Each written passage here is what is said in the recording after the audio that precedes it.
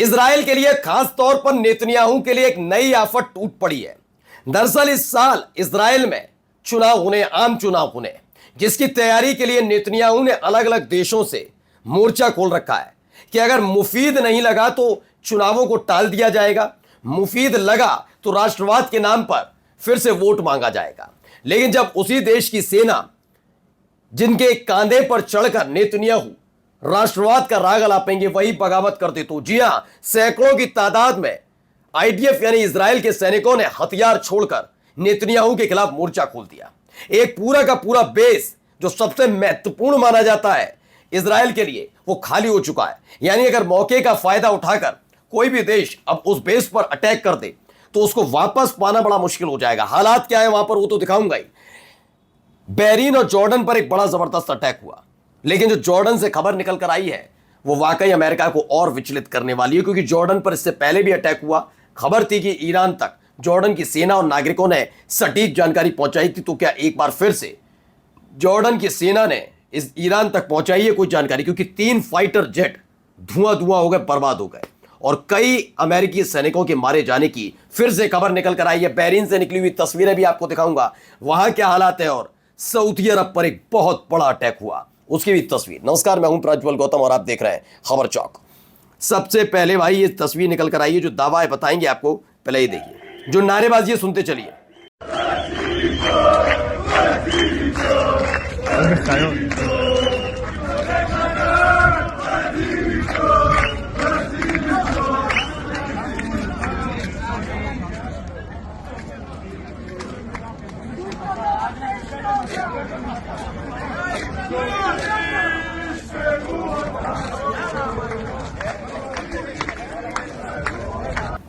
तो इजराइल हाइयोम के मुताबिक 100 से ज्यादा आईडीएफ सैनिकों और कमांडरों ने बड़े पैमाने पर विद्रोह करते हुए अपने हथियार डाल दिए।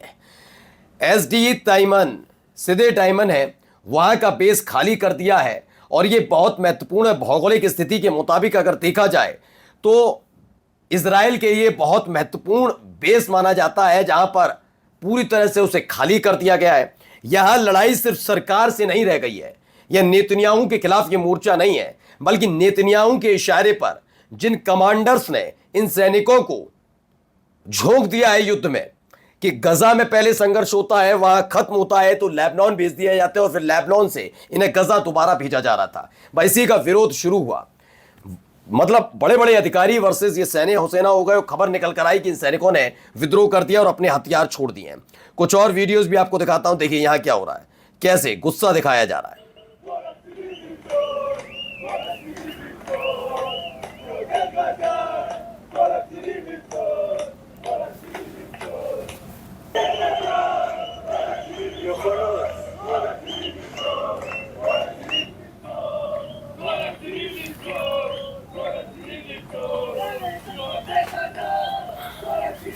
जो ये नारे लगा रहे हैं बहुत महत्वपूर्ण है, सुनते जाइएगा भी। ये हिब्रू में बोल रहे हैं।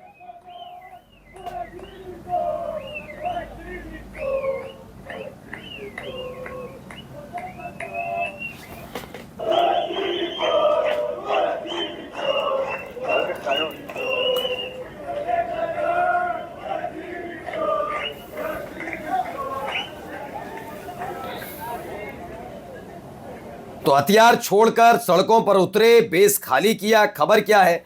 रिपोर्ट्स 100 से ज्यादा आईटीएफ फौजियों की बगावत करने का दावा है। बताया जा रहा है कि गिवाती कॉम्बैट बटालियन के तोजाबार बटालियन के दर्जनों जवान गुरुवार को इसदे तैमान बेस छोड़कर चले गए और जाते समय अपने हथियार जमीन पर छोड़ दिए।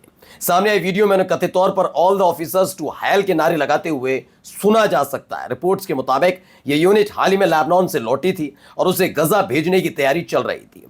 दावा है कि बटालियन कमांडर ने जवानों द्वारा लगाए गए साइन बोर्ड को 5 किलो के हथौड़े से तोड़ दिया, जिसके बाद यह विवाद और बढ़ गया। आईडीएफ का कहना है कि बेस छोड़कर जाने वाले जवानों के नेताओं पर ब्रिगेड कमांडर के सामने ट्रायल किया जाएगा। अब यह और दबाव बनाया जा रहा है, ये हालात पैदा किए जा रहे हैं। चलिए आगे दिखाते हैं। यहां तो आईडीएफ के लिए दिक्कत थी, वहां अमेरिकन सैनिक भी इसीलिए इसी चीज से गुजर रहे हैं। कैसे उनके साथियों की मौत हो रही है और ट्रंप को कोई फर्क नहीं पड़ता, कैसे उनके साजो सामान फूंक दिए जा रहे हैं, ट्रंप को फर्क नहीं पड़ रहा है, क्योंकि वो तो आराम से कहां बैठे हैं, व्हाइट हाउस में।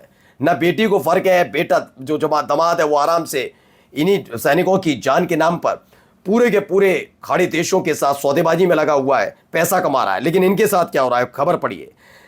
दावा है कि जॉर्डन के अल अज़रा के एयरबेस पर ईरान के हमले में 3 अमेरिकन F-35 फाइटर प्लेन तबाह हुए हैं। IRGC का यह दावा है।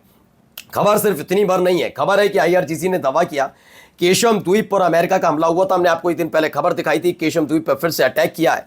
उसमें एक दंपति और उनके बच्चे की मौत हो गई थी। इसके जवाब में IRGC ने जॉर्डन के अल अज़रा के एयरबेस पर कई बैलिस्टिक मिसाइलें दागी थी। IRGC का दावा है कि इस हमले में 3 अमेरिकी F-35 लड़ाकू विमान तबाह हो गए।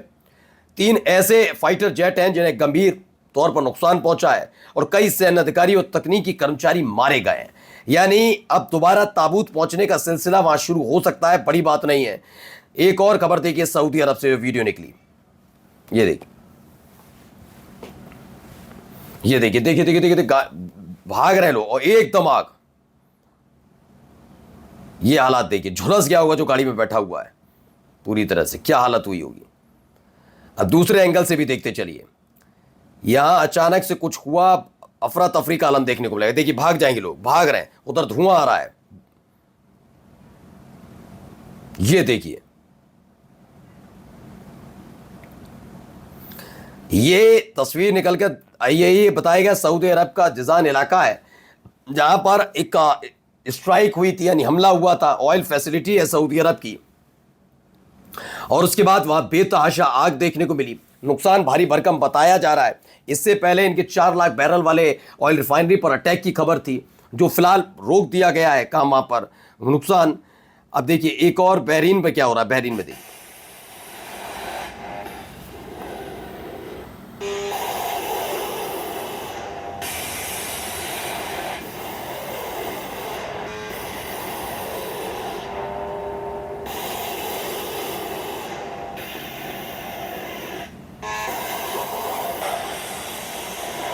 तो अब यह है ईरानी फौज का दावा, बहरीन में मौजूद अमेरिकी शेख ईसा एयरबेस को अटैक ड्रोन से निशाना बनाया गया। दावे के मुताबिक हमलों में बेस के पावर जनरेटर, नेविगेशन सिस्टम और सपोर्ट बिल्डिंग्स को निशाना बनाया गया। ईरान का कहना है कि हमलों से क्षेत्र में अमेरिकी सैन्य क्षमताओं को काफ़ी नुकसान पहुंचा है। काफ़ी भारी भरकम नुकसान के बारे में बात की जा रही है। और ये देखिए और भी तस्वीरें बहरीन से ही निकली, जो ड्रोन दागे जा रहे हैं उनकी तस्वीरें हैं, वीडियोज़ हैं।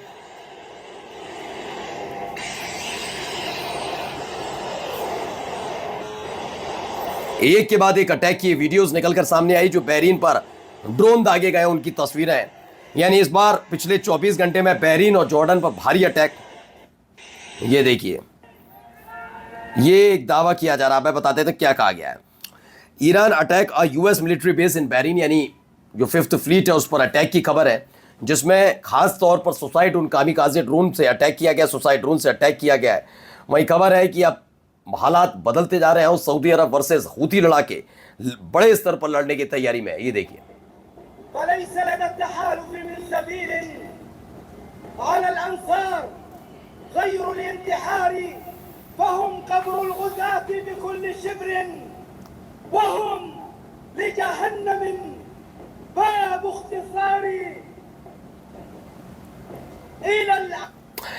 तो खबर है कि सऊदी और हूती की जंगी तैयारी है। रिपोर्ट्स के मुताबिक सऊदी अरब यमन के अंसार अल्लाह हूती यानी हूती लड़ाकों के खिलाफ संभावित ज़मीनी, हवाई या समुद्री सेना अभियान की तैयारी कर रहा है।